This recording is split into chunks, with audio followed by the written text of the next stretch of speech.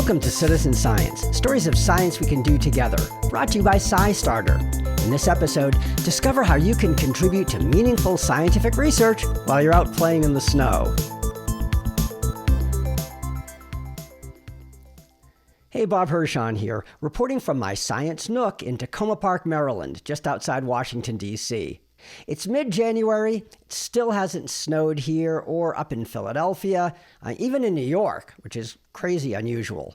And also unusual is the enormous snowfall that they're getting out in California. It's just another indication of the extremes in weather events that we're seeing in recent years. Now, while this may not seem important to those of you who aren't, avid skiers or snowboarders or snow person builders, where and when and how heavily snow falls is really important to the environment. It's critical to forests and rivers and streams and everything that lives there, and also to water resource managers for agriculture and recreation and industry, and of course, everyone who eats, drinks, and or bathes. That's because in many areas, a scant snowpack leads to limited water and even drought over the summer. So you're probably saying, maybe even right out loud, so Bob, what do you want me to do about it? Well, I knew you were going to ask me that, which is why I have as my guest today, Katrine Wickstrom-Jones. She's a cryosphere hazard researcher for the state of Alaska and heads up outreach for a project called Community Snow Observations that needs your help. Katrine is joining us all the way from Girdwood, Alaska. All right. Hi, Katrine. Thanks for joining us. Hello. Thanks for having me and us. Yeah. So could you tell us, I know why snow is important for skiers and people who do winter sports, but could you tell us more generally, why do we care about snow? Why is it important? Well, snow is important all around the globe, really, mainly for the important role that it plays for the water cycle. We can go back to, our K-12 education and remind ourselves about what we learned there, looking at the water cycle and the input that snow plays as a form of precipitation. Obviously, certain parts of the world were very warm, might not have much snow, but in the U.S., snow plays a very critical role for the water cycle. What we are experiencing now in the U.S. is drought in a lot of places, and so it's extremely challenging for water resource managers to estimate the amount of water that is available. And so it's critical, to many different industries, for irrigation in many parts of the United States and other parts of the world, for our drinking water supplies. And it has a lot of both direct and indirect impacts on our aquatic life, ecology in general, the health of our forests. It can cause wildfires when we have both drought in terms of lack of snow, but also too much snow can be bad as well for the health of our forests. So it's a really tricky component, but yet extremely important. And of course plays a critical role for hazards as well, not just snow avalanches, but also flooding due to snow melt in the spring. Okay. And now how does tell us a little about your project and how it figures in with this. Yeah, sure. So Community Snow Observations Project is a community-based or citizen science-based project. It was launched in 2017 by the support of NASA, Citizen Science for Earth Science program. That funding has currently expired, so we're now in the search for new funding opportunities. But yet the project lives on. It's a project that we're very passionate about. And so what CSO does is filling in the data gaps. So currently we monitor snow by using remote sensing data, both from satellites, from aerial, like drones and airplanes. We can study snow with weather stations. Uh-huh. So those are, of course, in situ measurements. They're fixated at a particular location, but they can really provide us good data from that location over time. Then, in additionally, of course, a lot of science teams go out and measure snow in intensive field campaigns, but there's only so much area that you can cover as a team. So we recognized, there are a lot of backcountry skiers out there, and snowboarders and snow machiners and snowshoers, just hikers, and also, of course, professionals that work in the snow, like avalanche forecasters or hydrologists.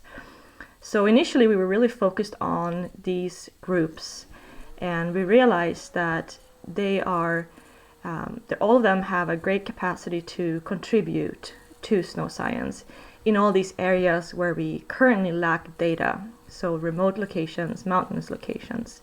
So that's where it started, where we focused on these groups by targeting them, recruiting them to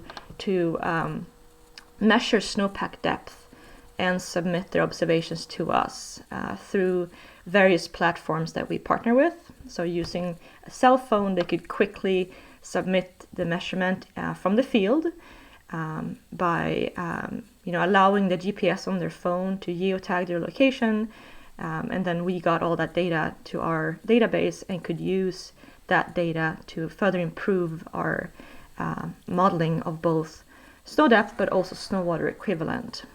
Okay. All right. And now how do people do it? Is it as simple as just taking a meter stick and sticking it in the ground? In the snow, rather? No, really, it is that easy and simple. It's extremely quick. So I think that's the reason behind the success of this product, is that we're not asking for much. Let's say you're out skiing with friends, you're skinning up a mountain, and you have a quick water break. Then you can quickly pull out your avalanche probe, which is part of your avalanche safety kit in your backpack, and measure the full snowpack depth and submit that. And it literally takes about 30 seconds total to submit an observation. So it's very easy. But if you're not, into those kind of sports, we have a lot of participants who, use a traditional yardstick or a ruler, for that matter, if you live somewhere where the snowpack is very minimal. And then you can just go out and measure that. Of course, we're asking for undisturbed snow because we really want that full snowpack depth with as little, interference from human impact. That's right, because if you're skiing, they have snow-making machines at a lot of the slopes, so that would mess up your readings, wouldn't it? Oh, yes, absolutely. Yeah, so typically we don't really request data from ski resorts because of that artificial impact on the snow. So it's more for out of boundary areas or more straight up backcountry, so remote areas outside of urban settings. But we're interested in measurements from anywhere and any time. So we have a lot of participants who submit measurements from their backyard, and that becomes very informative. When that becomes a place you measure year after year after year, then you can really start studying change, and that's really interesting for the participant as well. And for the people who are out hiking in the backcountry, I would think a meter stick or a yardstick would be kind of unwieldy. Do you have like special ones that fold up or something like that? Yeah, that's right. So snow avalanche probes are about this long in your pack and quite skinny, and it folds out. So it's a very slick tool to bring with you in your backpack. But otherwise, one of those measure tapes, they're pretty easy to bring with you as well. A little bit harder to keep straight when you're measuring snow. And obviously then you have to dig a little bit more to really be able to stretch it out and see how much snow there is on the ground. But there are a lot of different options, so whatever works for you. And do you have to be careful about how level it is, or whether you're in the shade versus in the sun and things like that? It definitely needs to be straight vertical. So we want that straight vertical measurement of snow that gives us the best idea of the depth. It doesn't matter if it's in a sunny spot or in a shady spot. We're interested to see how the snow is distributed in the terrain. So covering all of it, and even covering areas in the forest, is interesting as well, because that's typically also areas where we have kind of rough estimates due to the uncertainty in how snow interacts with vegetation. So Yeah, because then really. it's kind of be lumpy sometimes, from the trees. There's areas where there's not much, and then there's a lot, and then it's Yeah, I should say that we typically recommend users to find a spot that is somewhat level as well. So you want to avoid areas where you have a lot of variability within, let's say, a meter radius. And then when you do a measurement, maybe take an average of 3 within that 1 meter radius. That way you can tell that it's sort of a good representative of that specific spot. Okay, and so then it's just a matter of using your cell phone to submit it. That's right. So in the past, we have used an app called Mountain Hub, and that app has now retired. So we are now working with Propagation Labs is the name of the company, and they have an app called Snowscope, and it's a really nice, easy app to use. It also allows the user to submit manual snow pit profiles. So that's a lot of interest from the avalanche professionals that we work with. So that's really great. But we also partner with other apps as well, such as SciStarter.org, RegOps, which is a popular app in Europe, in particular in Norway, and then also Snowpilot, which is a desktop software and very commonly used among snow and avalanche professionals. But we get data from there as well. So it's the user can really pick whichever app that works best for them. Great. Okay. And I assume you're looking for more volunteers, more contributors. And are there places where you are in particular need of people? Like, oh, we don't have anybody in this area, but we have plenty of people already here, so we don't need any more. How about that? Well, honestly, at this point, our product has really gotten a really amazing reach all across the US, and it's quite impressive. It started off with focused on Alaska, and then it spread into the Pacific Northwest area, but now it's really all across the United States. We have a really great support on the East Coast as well, which is very exciting. But I'd say there's still not a ton of participants in southern US, mainly I guess because there's not a lot of snow. Yeah. But the snow that falls down there that would be really interesting to capture. And then southern states and also southeast, southwest as well. It's a little bit less participation there. So, but yeah, you can go online on our website to see how many submissions we've gotten so far, where the concentrations are. And if you find yourself being in a spot that lacks data, then I would say for sure go out there and measure. But yeah, no, it's we're looking for both temporal and spatial coverage. So getting a lot of data throughout the winter season is very helpful, because all those data points help inform our modeling. So get out there when the snow starts falling, and get out there when it's starting to melt away, and log those areas where the snow is gone, because that helps us tell, okay, here are very sparse areas where it melts out quickly. So that's very informative. Even 0 snow is an important number. Okay. And how about, it looks like, I was just at your website, and it looks like you have a contest or something coming up, right? Yeah, that's right. We have a contest starting this weekend on January 15th. It's a month-long contest, so it runs through February 15th, and it's a classic data collection contest. So we're just encouraging our users to go out, measure snow depth. Measurements need to be 100 meters apart. That's just to kind of set some rules that you can't just go out and poke around in the same spot 100 times. Okay. You need to cover some ground. But then submit your measurements, and the winners will be the ones that submit the most measurements. So It's a very, very simple contest rules. Submissions, though, for this contest need to be submitted in Snowscope. So we're only looking at submissions in Snowscope, but we have some really, really great prizes from backcountry access. So there's good opportunity, and we're looking forward to see all the submissions. Okay, but now you said there's a limit as far as the how close they are. How about how close they are in time? Can you do it In the same place, then the same place the next day, the same place the next day, on and on through the month? I mean, I guess I'm sorry, I don't want to give could. any ideas. I just thought you wanted it over time. Right.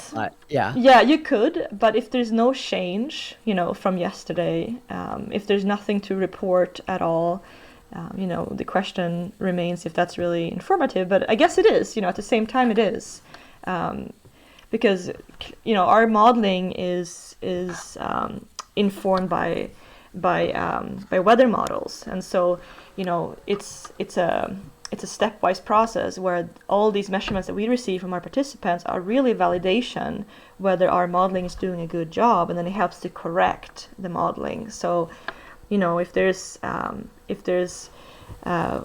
weather model that's telling our model that there should be more snow there than it actually is, then that's really good information. So.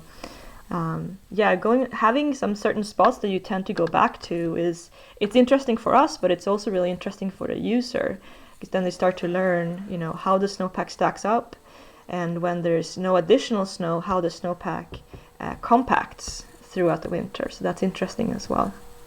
Okay. Is there anything else you'd like to share? Well, I really look forward to the SciStarter event. Looking forward to see new faces, folks that are interested in snow.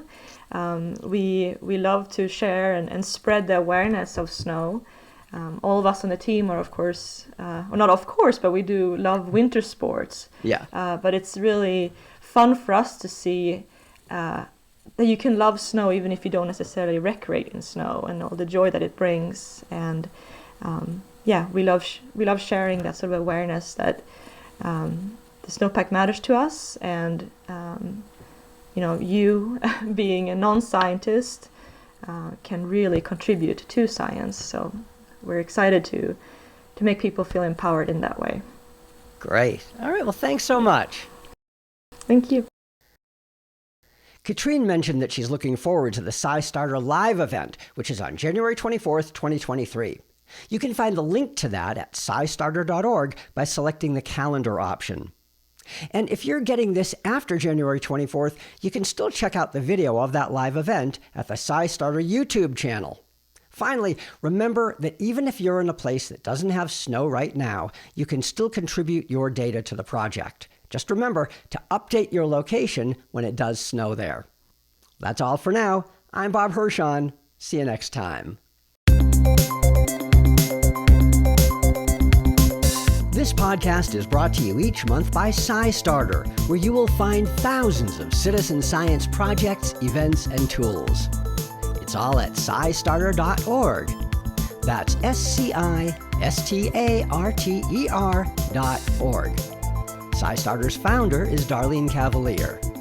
And thanks so much to you, the listener and the citizen scientist, for getting involved and making a difference.